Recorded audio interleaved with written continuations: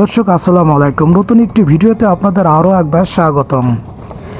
মাগুরা শ্রীপুর উপজেলাধীন চর শ্রীপুরে অবস্থিত শেখ শান্তি মঞ্জু পার্কে পরিবার পরিজন এবং আত্মীয়স্বজনকে নিয়ে বেড়াতে গিয়েছিলাম।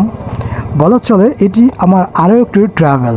প্রিয় দর্শক, শেখ মঞ্জু পার্কে যাওয়ার কিছু মুহূর্ত আগের খুব চমৎকার একটি লোকেশন আপনারা দেখতে পাচ্ছেন।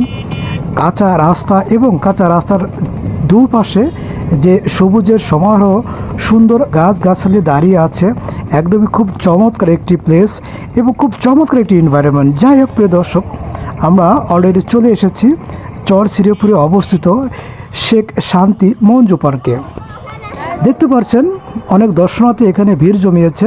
বেসিক্যালি এটি মাগুরা শ্রীপুর থেকে আপনাকে ভ্যান যোগে আসতে হবে এই চর শ্রীপুরে অবস্থিত।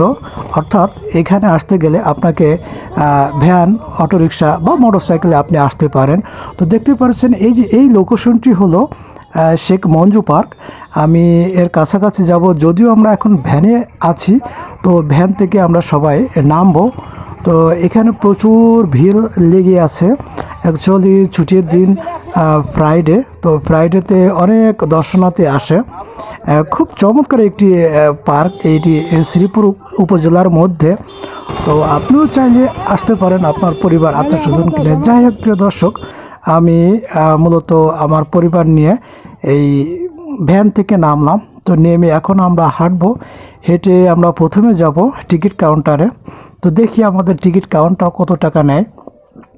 তো আমরা আস্তে আস্তে যাচ্ছি। প্রিয় দর্শক, সাথেই থাকবেন আর দেখতে থাকুন, খুব সুন্দর লাগবে। কি কাপড় দেন আসতে বয়েন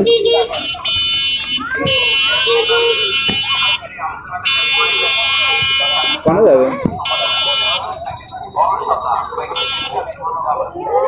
এটা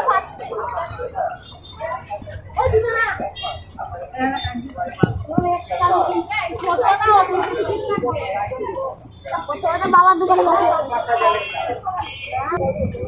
হাই দাও।